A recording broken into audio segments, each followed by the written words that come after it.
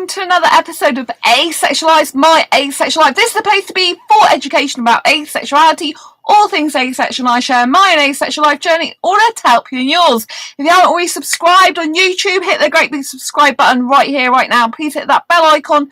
See time I go live like now, post a new video. And if you are on Facebook, because I'm streaming this also on my phone on Facebook, don't forget to like the page, follow the page, and also definitely don't forget under the live videos to follow the live videos so it comes up in your watch feed. This is very, very important. So if you're on YouTube, don't forget to like my Facebook page as well. That's Asexualise, Asexualise, because Facebook still don't allow us to use the word asexual in the HTTP address. So welcome to another episode of Asexual Perspectives Awareness Month. This is day 5, even though technically speaking in the UK we've gone on to day 6. This is day 5 of Asexual Perspectives Awareness Month. And Asexual Perspectives Awareness Month is all about celebrating our diversity across the asexual spectrum and our differences within it. And it came about because in 2017 I wrote this book called Asexual Perspectives, 47 Asexual Stories, and I interviewed 46 other asexuals around the globe and across the asexual spectrum about all matters to do with love, life and sex. And in this video today, we are going to be, this live video, we're going to be discussing some of those things that asexuals feel you just must know. If you're wondering why that bit is tatty, because I always read out, but if you get a copy of Asexual Perspectives, this is a brand new one that you will get. So here is a pristine copy. Go and get one of these on Amazon, Barnes and Noble or Waterstones. All those 3 shops have it. Right, so this is basically tonight's episode, like I said, is what asexuals want you to know. So in a section of the book, the Asexual Perspectives book, there's a section in people's stories where they have the oh hi Karen is on Facebook. Hello Karen, I'm here. Lovely, nice to see you. So I'm simultaneously streaming on YouTube via my desktop and on my phone to Facebook. So that's why I'm looking up, because my camera is up on the screen of my desktop. But it's really, really nice. Thank you for being here. So there's a section in the Asexual Perspectives book, which Karen has, that says, do you have a story you would like to share or anything else you would like to say? So what I'm going to do is read some of these bits out. And then obviously, as always, as Asexual Perspectives Awareness Month, I comment on what other people are saying in the book. So this is Victoria's story, and this is on page 111 of the book, if you have the printed version of the book. So Victoria says, I love this. If you are ace, surround yourself with people that accept and respect you. Don't waste your time and energy on people that don't accept you for who you are. Life is so full of amazing things to do that don't involve sex. Go out and enjoy all of them. So I do think that's very, very important. I think it's very, very essential that when you are asexual, oh, sorry, I'm just moving my screen.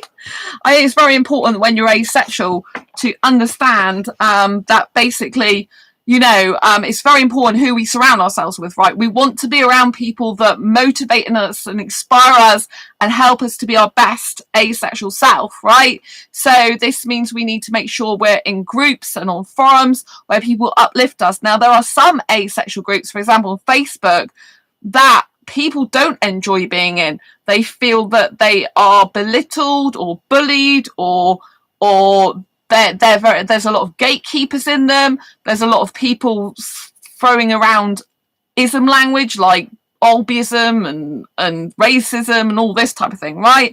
But I've been running now 5 groups for asexuals for a few years.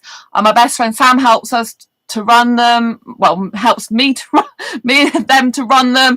And so, you know, we don't tend to have all these problems and issues. We're very careful about what we post, but also have a fun time. It's just, for us, the groups are just about literally sharing our hobbies, interests, talking about some stuff to do asexuality. But a lot of the time, we're just getting on and having a good time with each other, you know, sharing photographs of our day, what we've done on holiday, you know, like sharing photos of our pets and where we've been, and, you know, just having chats about things and stuff.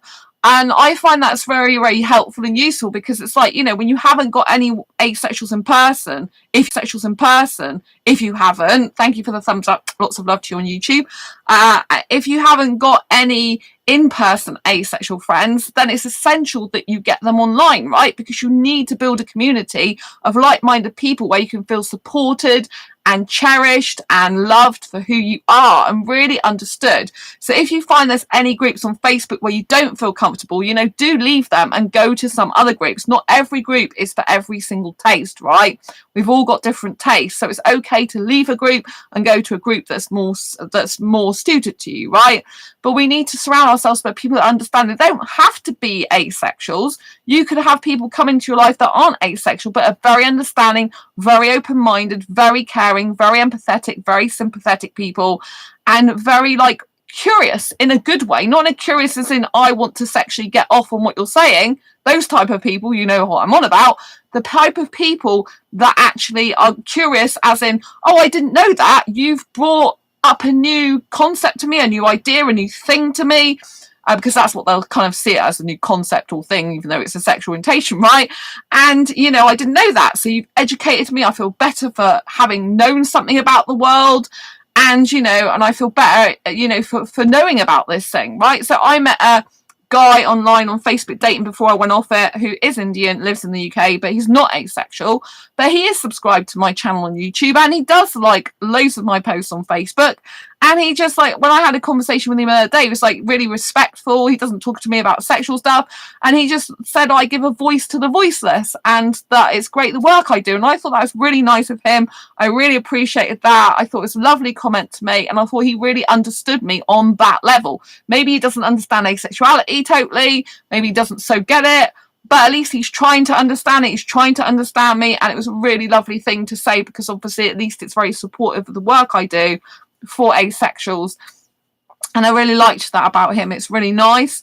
And he said that, you know, that he's a feminist and that he basically is interested in these type of topics, and he didn't know about it. So that's really, really nice. I thought that was really lovely of him. We're not suitable for a relationship because he's not asexual. So, but it's just nice to have that support, you know, that feeling that someone understands you, even if they're a different sexual orientation to you. I've mentioned before that my best female friend, she is heterosexual as well. But again, like these days, she's really supportive and really, you know, like go for it, that type of thing. So it's really important that you surround yourself with people that are positive about your asexuality, that are literally, you know, that are there for you, that are understanding, that are kind and caring, whether they're asexual or not themselves. But obviously it helps to have people around you who are of your own kind, because we can relate to each other, right? And we can, you know, we can not feel so alone, and we can feel understood and validated. And I think that's a really important thing, you know, because with this world being so sexualized, we can feel like we just like minimized, and our opinions and thoughts don't matter, and our feelings. And it's like the world should be sexual. It's kind of like the message. It should be sexual. Everything should be sexual. Everything's sexualized. And it just, you know, sometimes you just want to scream and break out from all that kind of like cage.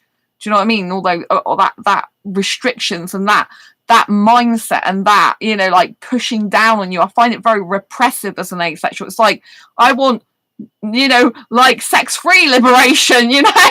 It's like, come on, there's loads to life than sex, you know? You can have a really good, beautiful, deep emotional connection relationship. I really do want to be with an asexual guy, the right guy in the future, because I know that asexual love for a deep emotional connection. And to be honest, that to me is the most bestest and purest love ever you can get. And once you reach really deep emotional connection, then, you know, it's just magical. Karen is on Facebook, so I'll take Karen's comment. Karen, I lent my copy of your book to my therapist. Think I will have a good support from her. Woo, Karen! That's so good! If you just tuned in on YouTube, by the way, or anywhere else, this is a book she's talking about asexual perspectives. Obviously, this is my worn copy. So if you haven't got a copy, get a copy, because Karen loves it. I think you left a review, didn't you, on Amazon, Karen? So thank you for that, because I saw that. So yeah, that's really good. You've given it to your therapist. That's brilliant. I think all the people should have the Asexual Perspective book and the Asexual Guide to Sex book. I think a lot of people should have I think therapists should have the Asexual Guide to Sex book when it comes out. I'm still finishing writing. Karen, yes, awesome. Oh, thank you.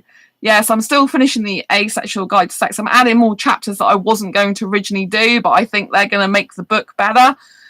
So it's kind of a lot of work to do for me, but yeah, I just want to make sure I've got everything in there I think I need to get in there, because it's kind of like the ultimate guide. I think it needs to get to high schools too. Yeah, I really think the books need to go everywhere, especially the Asexual Guide to Sex. I don't know how we'd get it into schools, but I have been thinking it should really be in schools and colleges, and it should be in I don't know if both books should be in there, but you know, Asexual Perspectives would be a good book to have in schools as well. But I don't know how I'd go about getting that, but I think I should be on a mission once I get the Asexual Guide to Sex to try and at least get that out in some institutions like universities, colleges, and schools and things. It depends if the language they allow, because obviously some of the language in the Asexual Guide to Sex book is very sexually explicit, and it's very like there is a few swear words in it as well. So I don't know how that's going to go with schools and colleges and unis, but I mean, you know, I just really would like to get it there myself personally. So I don't know what it's going to take for me to do that, but I'm going to have to start researching it and find a way. Anyone help with that? Please do make suggestions. But yes, so I'm sure I'll have to find a way somehow. But yeah, so I just think it's really you know, like with the book, like if you are not out as asexual so much, or if you're struggling to have your friends and family accept you, like Karen has lent the Asexual Perspectives book to her therapist, that's a really good thing to do, because it proves that there's other asexuals. I mean, there's 46 besides me in this book, right? And so the more that you give evidence to people who are in your life that asexuality really exists, there's other people like you, then the more they can believe it. So, you know, point them in the direction of my YouTube show, point them in the direction of my Facebook page, point them in the direction of my Twitter, point them in the direction of my book, but point them in the direction of multiple asexuals on YouTube, multiple books about asexuality, multiple, you know, all social media accounts of asexuals, just to build the social proof that asexuality really does exist. It's real. It's not a figment of our imagination. It's something we've made up. It's not a cultural shift. It's not a, although it does shift culture, you know, it's not designed to just be something that's like, you know, voodoo or woo-woo or something like that. It's real, genuine sexual orientation. And the more people know about it, the better, you know, the more we can have understanding in society that some people genuinely don't get the need, urge, or want for partner sexual intercourse. It's not natural for us to do that. If you're a genuine asexual, or if you're a pure asexual, rather than more on the more sexual end of the asexual spectrum, which obviously everyone on the asexual spectrum is valid. If you are a sex repulsed asexual, just don't get the need, urge, you want, you're very much needing to be getting your message out there that, you know, there are genuine people who do not have the ability to feel sexual attraction. It's not that we're stopping ourselves. It's not that we're pushing our sexual attraction desires down. It's not that we're stopping ourselves, repressing ourselves. It's like for me, I just genuinely don't feel sexual attraction. I just genuinely don't look at a guy and ever think I want sex. I'm looking at his face usually. I'm attracted to guy's face mostly and frame, and that's what I'm usually attracted to.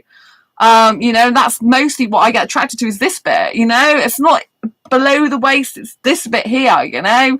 And so, you know, I know I'm definitely asexual. Like looking back all through my life, I'm like, it was there all along, but I didn't know it was a thing. I didn't know it was real. I didn't know what asexuality was, and I'm just so happy that I know it now. But it's only because I found other people online, which we're going back to this story, this important information, that it's important to get support. I didn't know until I found asexuality.org that was loads of other people like me, right? And you know, this is why we need so much support. If you want more you know, personalized help, I do one-to-one coaching. And if you want group coaching, so if you want to be a group of asexuals that really want to help improve their life, I do the personal and professional, well, personal development is really in my Asexualise Academy Club, which is a monthly membership club. So I have five free Facebook groups, and I have one just for the Asexualise Academy Club members, where we have meetups, at least one meetup every month. Usually we have about 2. We have a journal, inspirational quotes and question journal, and I usually go live pretty much every day in the group and read out the stuff in the journal, but that also give you a lot more personal development insights into like how to self-love more, how to manage your time better, how to be more productive, how to basically, you know, change your life in a positive way, how to set goals to achieve your dreams. It's just really good. So if you're into mindset, personal development, asexualise.com, if you go there, you can sign up and become a monthly member. So that's the only paid group I do, but we're small in numbers, but we matter, right? And we want to develop and grow ourselves and be around like-minded asexuals. For some people, they really love the meetup aspect, the online, the video chat within the group, and an actual meetup, which I guarantee, because, you know, I can't guarantee to do a meetup in my other groups because I just don't have the time. You know, I'm spread so thinly around social media and stuff, and this is a place where people who want to develop and grow themselves more, but they don't want to pay for like one-to-one coaching from me, they'd rather, you know, they it's less money, but, you know, they get my support all the time, and I do specific group training tailored. So if a person says, oh, hey, I've got a relationship problem, you know, then can you do a video? I can do a video about how to help something in an asexual relationship, or a relationship with a sexual, for example. So it's very tailored. So there was some people that want to know about writing, like publishing, like how to promote your book to get more sales. So I did that specific training, which was a online training in the group, plus a PDF download, you know, to take away. So it's very tailored to the group. So if that's something you're interested in, go to asexualise.com. Otherwise, obviously, I have my free groups, which are different. There's 3 dating, 1 business, and 1 friendship one. And if you have applied there to it recently, I will get through to putting you in the groups. I've just been mega busy at the moment over the last few days, catching up with stuff. So, and doing these streams specifically. So I had my friend come around today to do all my food shopping because I've got a broken ankle, and so I can't really walk loads. Well, I can't go out basically unless it's on crutches or with a boot. It has been, you know. Although I've got to try going out on crutches and not using the boot if I can, but my foot's still quite, you know, got swelling and pain, so it's kind of difficult for me. But yeah, my friend's doing all my food shopping for me, cleaning for me and stuff like that still. So yeah, they were here today, luckily. So anyway, we're going to get on with the book more because it's important, right? And so yes, so let's look for more stuff that these people want you to know. So there was a couple of people in the book that, you know, said thank you. So there was someone who said, thank you for letting me contribute to your book. I can't wait to read it. And always, it's really nice to get positive comments like that, right? So Sappho's story, page 148, if you've got the printed copy.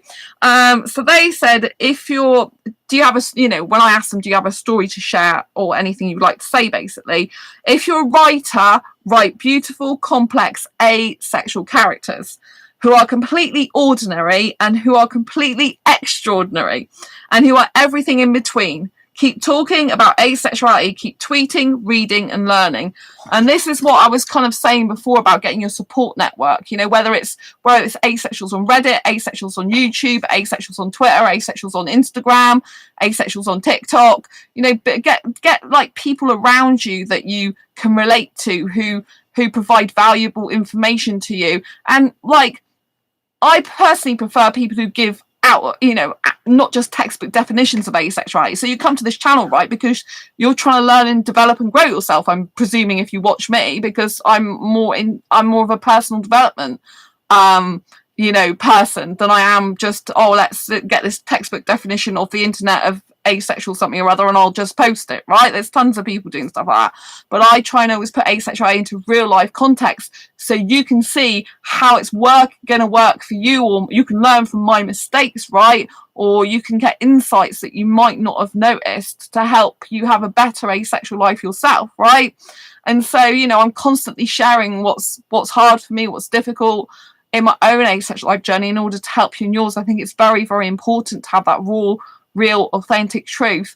And, you know, whatever YouTubers you resonate with, you know, stick with them and get to know the community. Like, I know sometimes in chat here, I have quite a few people on YouTube come in chat And, you know, they kind of get to know each other, some of them. Like, it's like, oh, hi, how are you? You know, and so it's very important to build that network.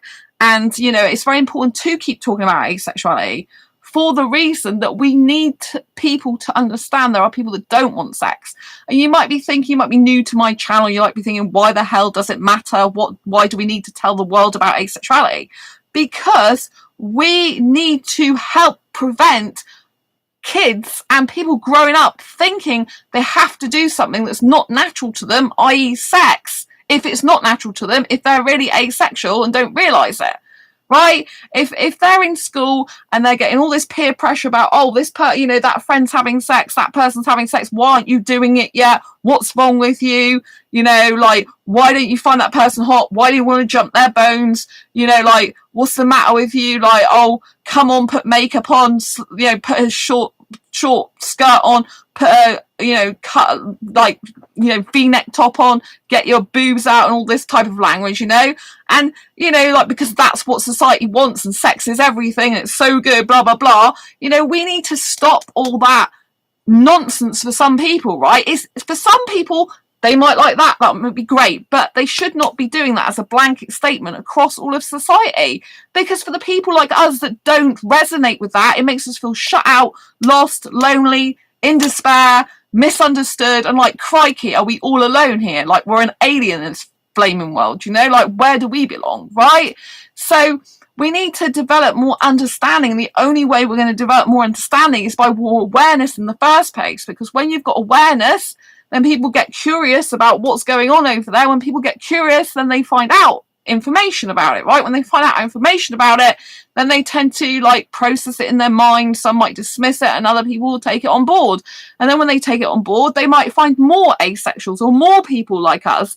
And then it's like, hey, I saw someone on YouTube or Twitter and they're kind of like you, I think, and you might be asexual, and this is how it snowballs into kind of like spreading in a good way, a kind of like good vibes, like kind of getting the good pills out there. This is a no sex pill, you know, kind of like dispersing into society, no sex love, you know. And so, you know, so it kind of filters through to the world. It's like, oh gosh, there's some people who can love without sex in a relationship. Isn't that a fabulous thing, you know?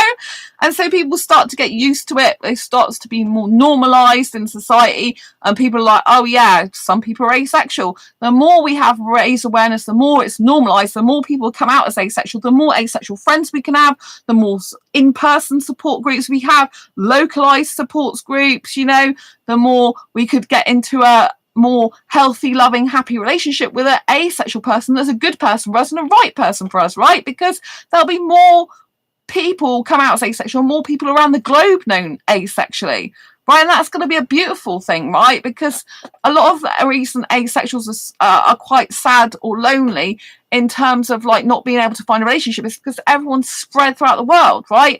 And you're not like to find exactly the right asexual for you in your city or town necessarily anyway, because we all have different asexual needs, wants, desires. We have different physical needs, different, you know, like some people like a lot of touching, some people don't like any touching, right?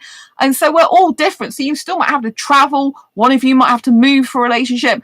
But if there was more asexuals in the first place that's much more better known, maybe we could find someone more closer to home or someone more suitable for us, because we'd have a bigger pool of people to choose from, right?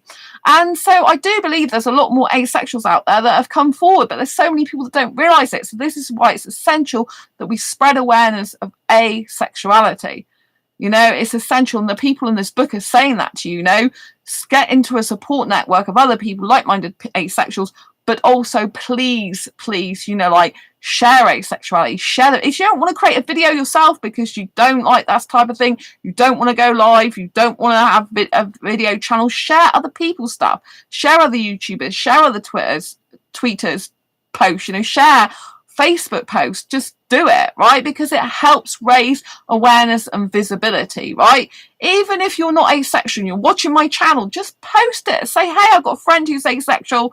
I want to just help spread awareness for asexuality because she's my friend, she's a good person or whatever, you know, and just like post a post, you know, because all your friends will see it then. And if it helps just one more person to feel not so lonely, left out or lost and misunderstood, it's going to be a good thing, right? Play your part in the world. You don't have to be asexual to help spread awareness of asexuality. I have gay friends, I have lesbian friends. I'm not gay and I'm not a lesbian, but I still, you know, like say I have lesbian friends and gay friends because it's important that you know there's different types of people in the world, right? So get supporting and get sharing, people. So we're going to move on now to Joelle's story. This is on page 229 of the printed copy of the book, if you have the book. So when I asked Joelle's, I hope I've pronounced that correctly, do you have a story you would like to share or anything else you would like to say? This is very interesting, right? So there are asexuals who have sex or masturbate. Hence my Asexual Guide to Sex book. There are gay men who don't like penetrative intercourse. It is true. There are also heterosexual male that don't like penetrative sex, in case you didn't already know that. When I was on one of the dating sites, dreadful dating site, which I just haven't even been on. I didn't delete my account. I just haven't been on there in months and I don't get emails from it anymore. But basically, yeah, he was a heterosexual that was sex repulsed, but he still felt sexual attraction. It's just he was penetration repulsed. So don't make the mistake of thinking every heterosexual guy has to have sex, because there are very, very, very, very limited few that don't actually want the penetration, but they probably want you to do other sex acts. So bear that in mind, right? So, and then this person said there are hetero married people who come out as gay. So I actually knew someone who identified as lesbian, and she hated this guy, and in the end she ended up marrying him. She was originally a lesbian, and then she ended up marrying this guy she hated and had a kid with him. So it's very bizarre, but it's very interesting. So yes, this person said there are asexuals who have sex or masturbate. There are gay men who don't like penetrative intercourse. There are hetero married people who come out as gay. There are men who feel they are women who feel they are men. Everyone's journey is different. Everyone has different baggage to carry through that journey. No one fits neatly into one simple definition of any form of sexuality. So stop comparing and just accept your sex isn't my sex, isn't their sex. So this is all about self-acceptance. And I think this is a very important point, you know. As an asexual person in the sexual world, and also as an asexual person within the asexual community, you might find that you don't fit into a neat asexual box, right? There's quite a number of us that don't. I don't fit into a neat, tidy asexual box, right? I just don't.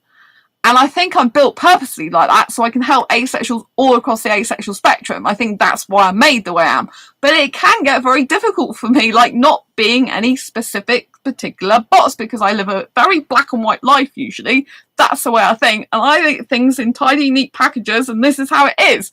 But life obviously clearly isn't always like that, right? And so I struggle with that sometimes.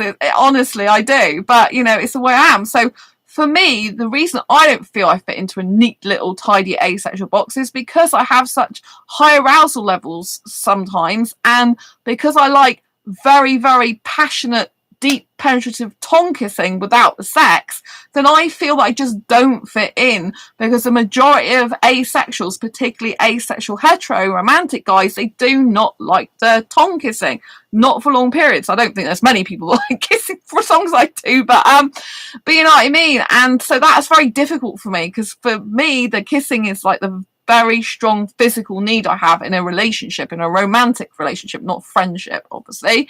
And so, you know, it's very difficult for me to find an asexual match for that, right? And because I have the high arousal levels, it's very difficult for me to understand why I have high arousal levels but zero sexual attraction. I struggle to get that to understand that. I don't even know if I'll ever totally understand it, but I know that, you know, the sexual attraction is not the same as sexual behavior, that that action and attraction are different. So asexuality is a lack of sexual attraction.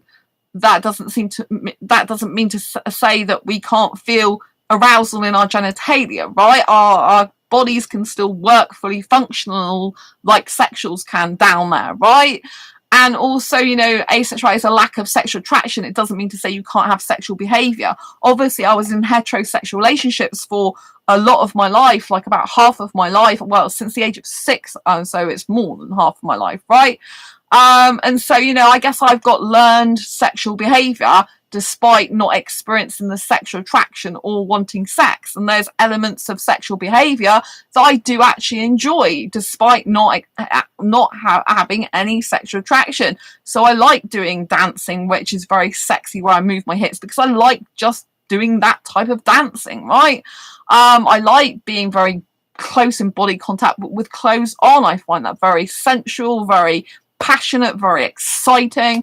I find there's something better about not having your clothes off.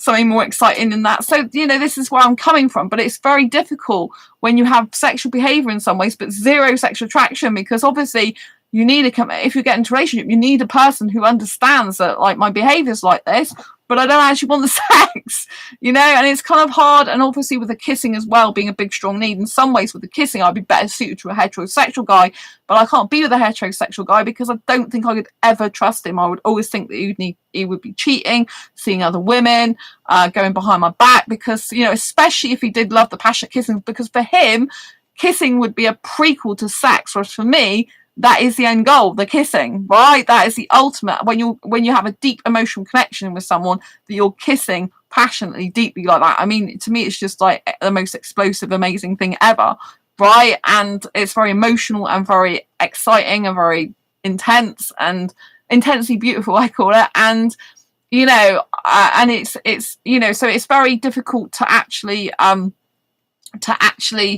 you know, fit. I just don't fit into an asexual box. I think I'm too sexual behavior for some asexuals and not sexual in behavior enough for sexuals.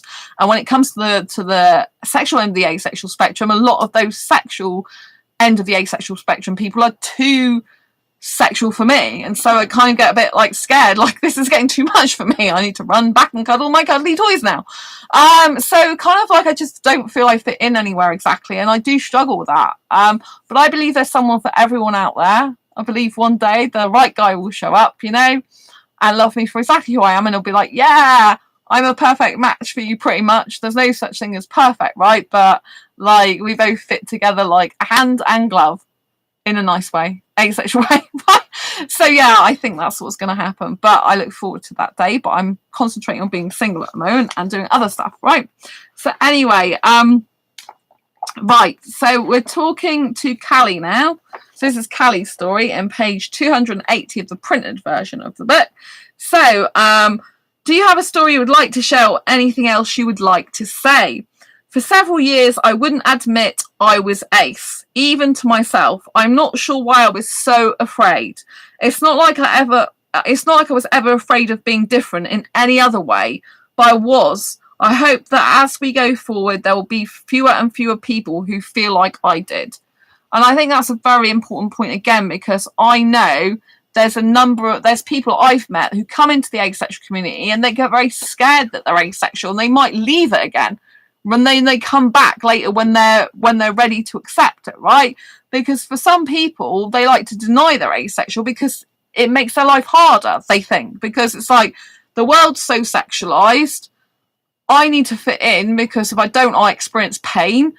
And so therefore I need to push myself or hide myself from being something that I truly am. I need to hide the true me, right? I need to push forward and put this persona up that I'm not really asexual. I need to deny it to myself, right?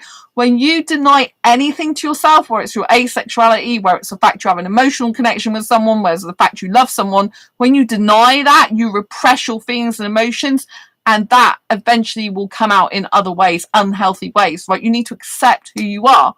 We can't change who I have to accept the fact I have high arousal levels and zero sexual attraction. I'm admitting I struggle with that, but I still have to accept it about myself, right? I have to admit to myself that I get attractions for my friends because I'm a hyper romantic who doesn't experience any platonic attraction. I don't like being that way, but it's who I am. I can't help it. And if I try to stop it, usually the feelings get worse. I usually have to tell my friends if I'm attracted to them, which is really weird, I know, but it just stops the attraction being so intense. So it lowers it down, really lowers it for me, which is much better. But obviously my friends I can be friends with if I felt friendship more than any attraction, because the friendship element's more stronger. So for me, the attraction's like minimal. However, if I come into contact with a guy that I'm highly aesthetically attracted to, highly romantically attracted to, and I haven't been friends with first, then I can't develop that friendship to be more than the romantic attraction, because the romantic attraction is too strong. Because I've skipped the platonic stage and I don't even have any friendship for them. It's straight like romance feelings, right? So that makes life really complicated for me. But I still have to admit it. I admit it on this channel. Do you think I like saying I'm attracted to multiple guys or people, guys at once? I'm not attracted to women. Do you know what I mean? It's very difficult to admit that. I feel weird admitting that to even myself, but it's the truth. And the more I repress that, the more intense that becomes, till it becomes out of control and a real, like, I have anxiety as it is, and it just becomes an anxious mess. Whereas if I just say, yeah, I have some aesthetic attraction to you, just to know I can't be in a relationship with you, but, and I have some romantic attraction to you, but I can't be in a relationship with you, it's just better for me to do that, because it doesn't repress. Because when we hide who we truly are and how we really feel, it festers in our body, and it makes the situation bigger than it is, right? You need to tackle anything like that head on, face your fears head on, like deal with the stuff that's coming up as it comes up, rather than festering on it. I met that Indian guy who I thought was my soulmate, not, but I can't just be friends with a guy like that, because it doesn't work out that way, because I didn't come to him into his life in a friendship way, right? Even though he originally said be friends, like, our feelings were just very quickly for each other, right? It didn't work out. That's it. That's it. Right? That's over and gone. So I have to move on, right, to a better life and a better future with a better guy in the future, right? But I say it's gone. I'm still healing. I'm giving myself time to heal, right? It's very important.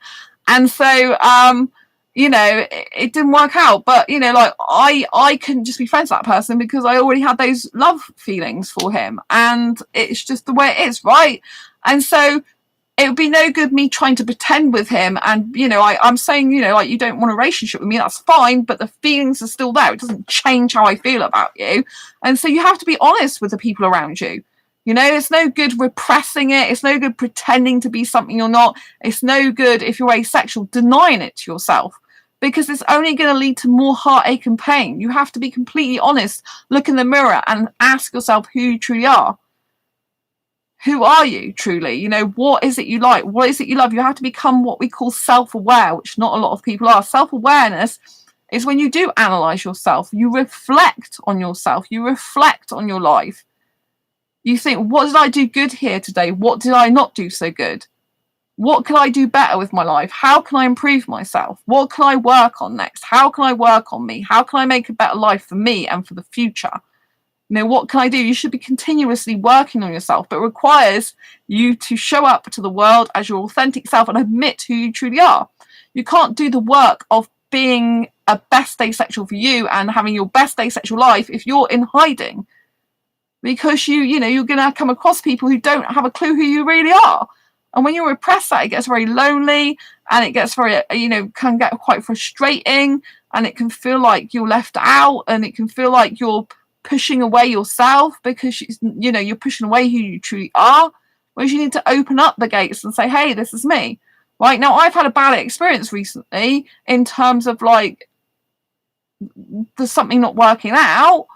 Right, I'm not saying the whole experience was bad. I'm just saying the end result of it not working out was bad, in the sense it disappointed me, right? But I believe everything happens for a reason, and now it's just pushed me more to my career that I need to focus on. It's pushed me more to self-love, more to healing, more to actually being single and staying single for a while. I'm determined to do that now. And so everything happens for a reason, for the greater good. Do you see what I mean? But I'm glad that I was able to share with that person my truth, my honesty, and how I felt. I was able to say that, I've been looking for this guy for 7 years, and all the things have led to you.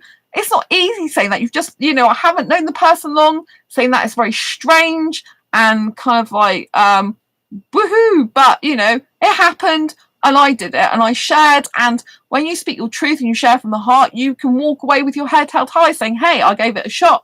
I was my true authentic self. I was being in the moment with that person as I truly am, and I was expressing myself and caring about them.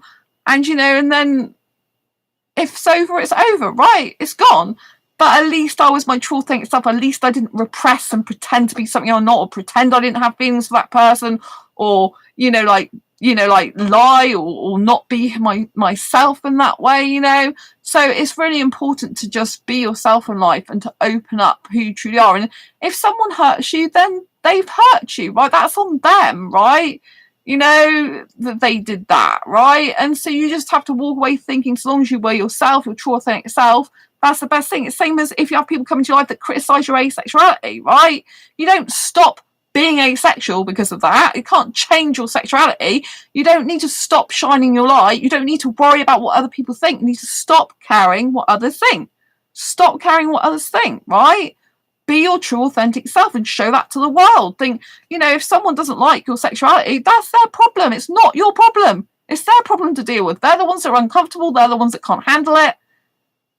You don't have to dim your light and play small and think, I can't be like this because this person in the world don't like it, right? No one is ever going to like everything you do. They're just not going to like everything you do. Not everyone's going to be happy with every way you think. Not everyone's going to be happy with, not even those who love you and are closest to you are going to agree with everything you say.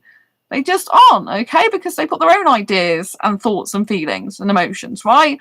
But the fact is, it's all about expressing it in a very crystal clear, this is me type of way. This is how I'm feeling. You have to try and work out how to get on with people as your true authentic self. And if people are naysayers, or they, you know, like I had someone in chat saying there's a lot of asephobia around at the moment. Like I, fortunately, haven't been subjected to a lot of that, right? But there's groups on Facebook that I've had to leave because I have been bullied in them and stuff. Like I was in a group and because I said I like younger foreign guys, they then accused me of all sorts of things, you know? And it's like, I like younger foreign guys. It's just my preference, right? It's just a preference. And so it is what it is, you know? I know I like younger foreign guys. I know I want an Indian guy for a relationship. I just know what I want, right? It's just plain and clear. It's really none of anyone else's business. But the reason I share stuff is because like people share because they want to get to know each other, and they share to build bonds, to build relatability, and to express themselves, right, in this world. And you know, some people have a preference for British women, for example. Some people have a preference for Australian people. Some people have a preference for certain colour eyes. Some people have a preference for a bearded person. Some people have a preference for hair colour. It's no different. It's just a preference, right? But you know, like I'm not going to stop being me. So if you find that group's very repressive and people aren't enabling you to be your true authentic self, then you leave that group. If you've got friends and family that don't support you, it's not up to your job to try and change them. It's up to your job to shine your light and say, hey, this is me, and keep saying it. Because the more you say it and show up as yourself, the more they'll take you seriously. If you just say, oh, okay, you don't like it, like, okay, I'm not going to talk about it now. Right? What impression does that give you? Does it instill confidence in the person that you've told? Nope. Do people really genuinely believe someone like that that's going, okay, you know?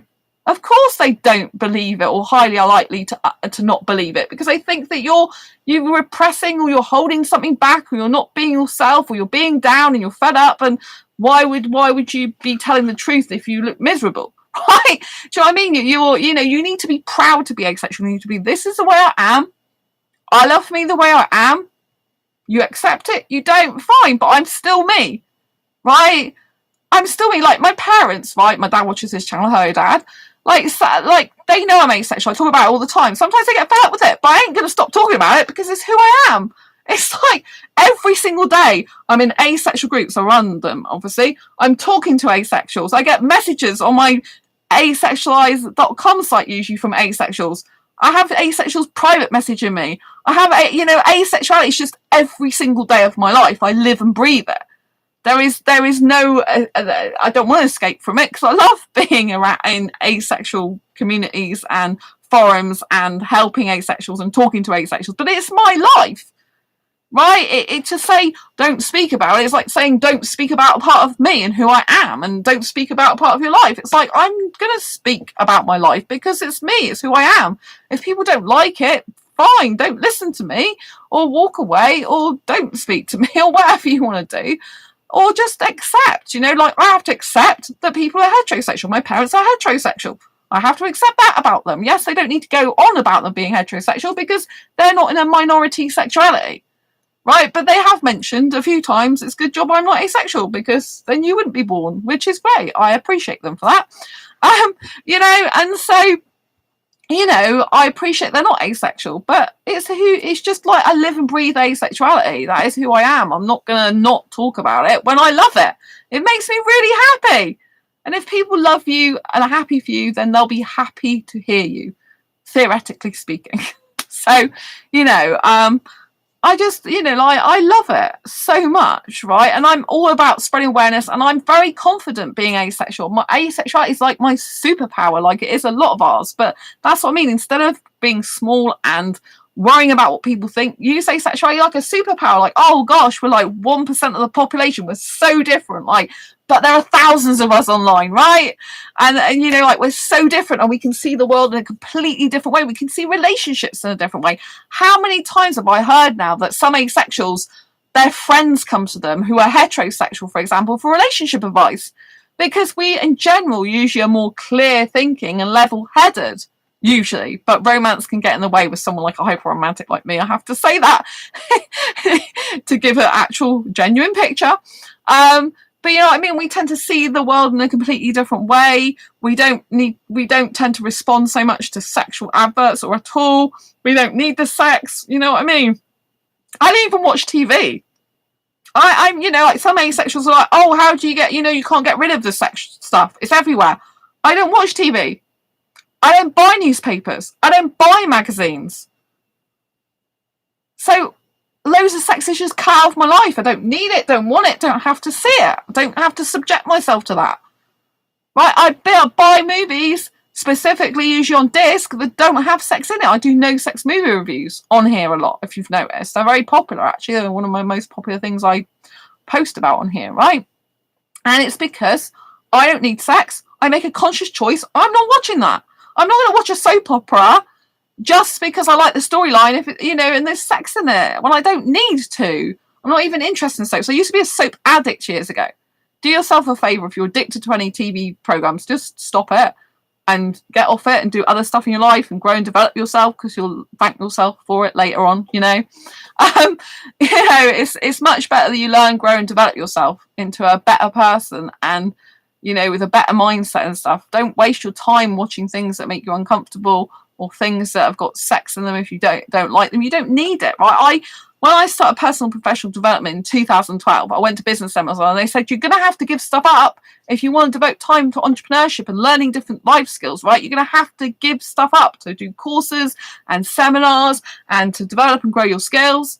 And so I've just got used to it now, not watching TV. I don't watch TV. I've got TV, but it's on the Blu-ray channel, and I just put movies on that, and I don't watch terrestrial TV, So, and I select, like I said, what movies I want to watch and have no sex in them, the majority. There are a couple that I've got that have some stuff like that in there, but it's not full on as far as I know. I've done, like one of the movies, Fast and Furious, for example, they're quite sexual in some of them. But you know what I mean? It's kind of like you don't have to subject yourself to all this sex stuff unless you subject yourself to it. In other words, you're the one subjecting yourself to it a lot of the time, when you can cut a lot of it out. You don't watch the news, don't watch soap operas, don't watch TV. Be in your own world. That's fine, And I, personally, for me, I won't watch something and say, oh, it's the storyline. My heterosexual ex, for example, he used to always be saying, because I used to be really uncomfortable with watching any movies that has sex in it, and I really needed to fast forward. It's like, oh, but I need to watch it for the plot. It's like, one is, it's not a life. It's not life-threatening that you actually watch this thing in the first place. It's not a life. It's not, not that important. You watch it. And two is, it's a load of rubbish and excuse because you want to see the sex. I know that, You don't have to watch, like you fast-forward something. So, you know, but the whole thing is make sure your true, authentic self, and, you know, don't deny the fact you're asexual, and don't deny the fact of your needs in a relationship. If you are in a relationship with a sexual person, don't pretend to like something when you don't. And you should always be honest and upfront before you get into a relationship if you don't like sex, right? And if you found out you're asexual during the time that you're in a relationship, you can't not say something, right? Because yes, it might change the dynamic of your relationship, but you can't repress that, because otherwise you end up doing stuff you don't want to do, or the sexual person ends up feeling rejected, and it just, you know, weighs on your mind and weighs on the relationship. So just be honest, right? It's very important. Karen on Facebook says, can't escape who we are. Yes, exactly, Karen. And we shouldn't want to escape who we are, you know? We should be happy and comfortable with who we are. And if we're not, work on that all the time, you know? It's very important. It's like I have an anxiety condition, and I have to just accept that. I try to manage it as best I can, but I've still got it, right? I've like had anxiety since a kid, right? Oh, this person in this book, who's Marnie's, said, thank you for all you're doing. I appreciate you. So that's really sweet. That's on page 332.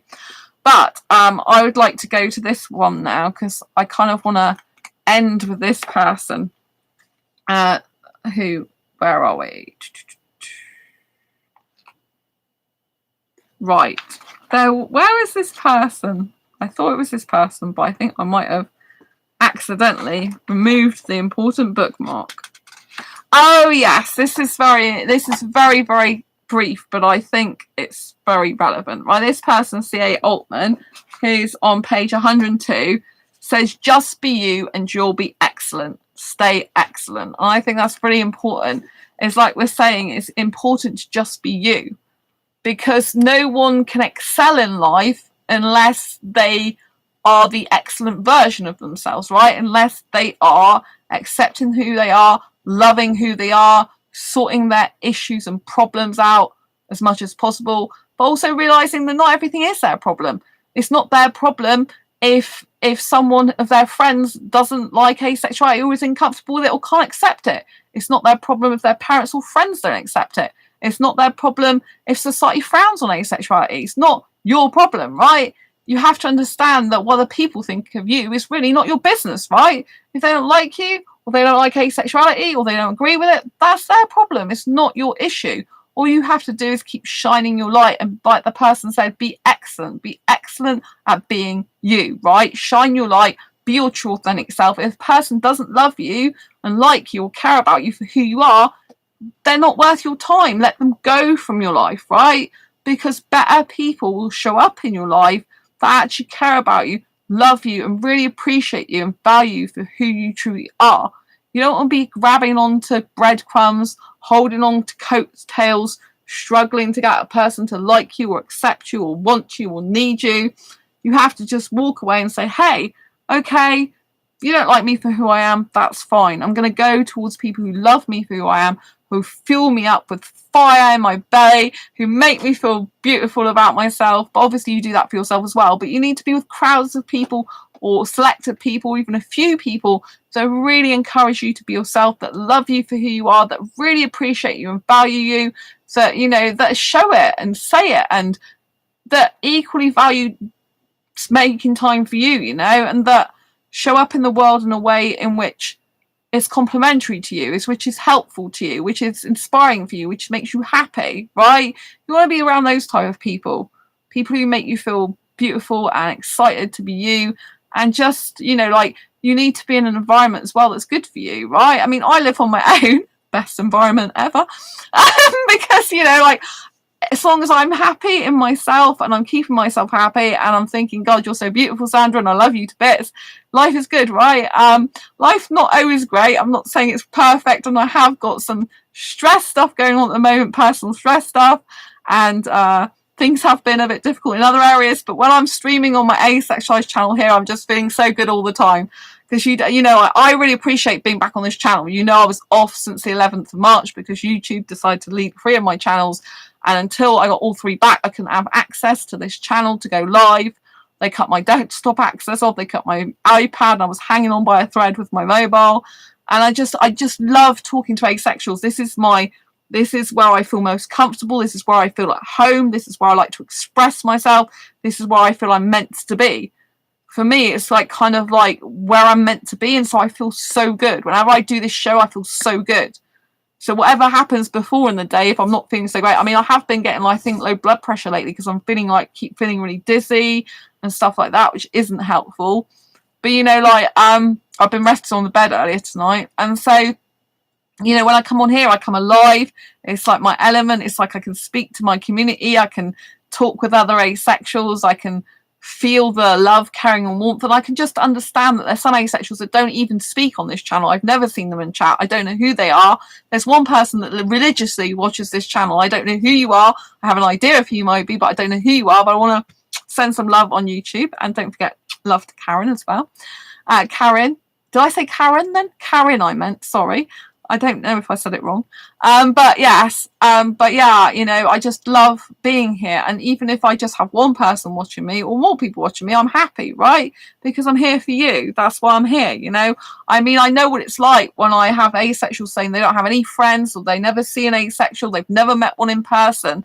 And it's so important, like I said earlier, to have people that you know are asexual like you. And so it brings the asexuality to reality, to life. I mean, I remember when I first found out I was asexual, it wasn't until like the next year in 2015 that I met someone at Asexual Meetup. That was the first asexual meetup I ever did in my city, January 2015. I found out I was asexual in March 2014, right?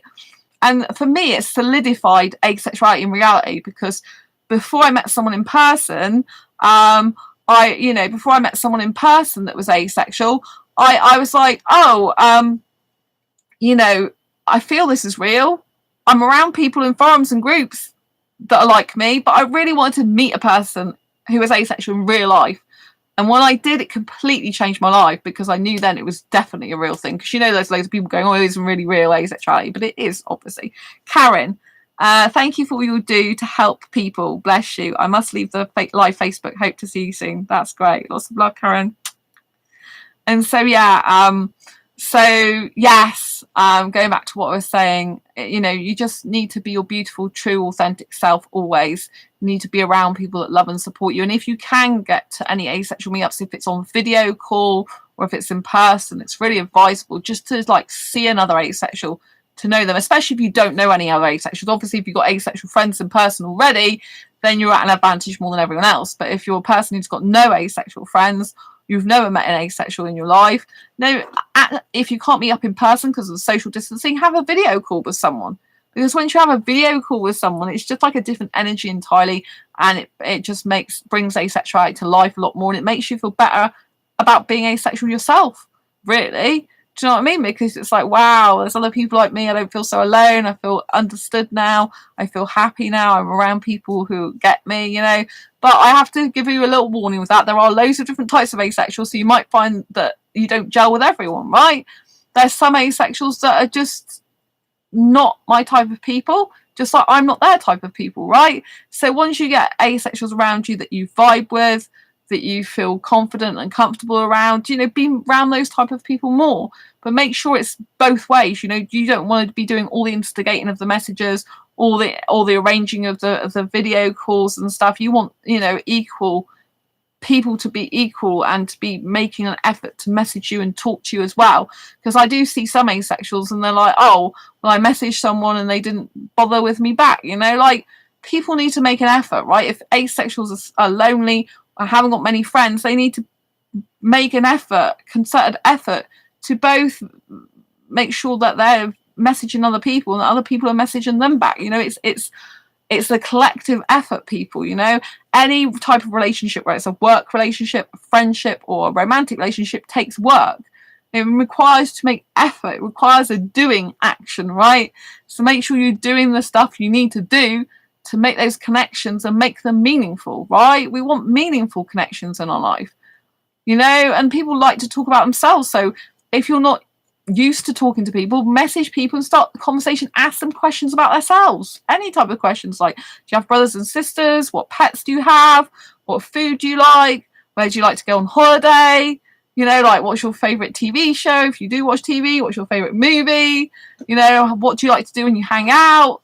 you know, talk about whatever you want. This is how we form friendships with people and deeper relationships with people, because we actually take time out of our day to ask them questions about themselves. But you also need to share, right? You shouldn't be just asking questions all the time. You need to share from your heart what your day's like and what you get up to without people asking you all the time. Because you don't want it to be strained. You don't want to be like someone's asking you stuff all the time. You're not sharing anything of yourself. You need to share as well. You need to ask questions of the other person and share stuff about you, right? This is how you form good communication skills and good develop like the bonds, because, you know, people know what's going on in your life. People are happy to understand you and know you if they are. If you're sharing stuff about yourself and you're asking questions about them and they're not responding and they're getting despondent, then they're not your person, right? Leave them be to get on with their own life and have their own tribe if that's what they want, you know. And you can go and be around people who appreciate you and enjoy your company and want you in their life a lot more, you know. So for me, I'm an extrovert, and there's the majority of asexuals are introverted, right? So for me, I need to find someone who still likes doing some of the same things that I like doing, despite the fact I'm an extrovert. You know, I like being around people. Sometimes I need to get out of my flat just to have people around me, even if I'm not talking to them, because just the energy of people around me makes me feel like revamped and alive and, you know, stuff. Whereas for introverted people, they feel like, oh, it's too much. I need to retreat because I'm having too much time with other people. You know, so it's complete opposite. Like for me, probably in a relationship, I would get on well with an ambivert, someone who's quite introverted at times, but also going out as well, that type of thing. I can get on with introverts. My nearly all my friends are introverted anyway, so I'm used to that. And I do have introverted tendencies because I spend a lot of time on my own at home. But yeah, so the message from today's book, what asexuals want you to know, kind of to recap, is basically be your excellent self, be true to who you are, be your excellent self, get a support network around you of other asexuals, understand that sexuality can be fluid, that things can change, or that no one fits into a neat little asexual box, and that's okay. Just be beautiful you as you are, you know, and don't be afraid to be who you are and show that to the world, right? Because your difference is your beauty.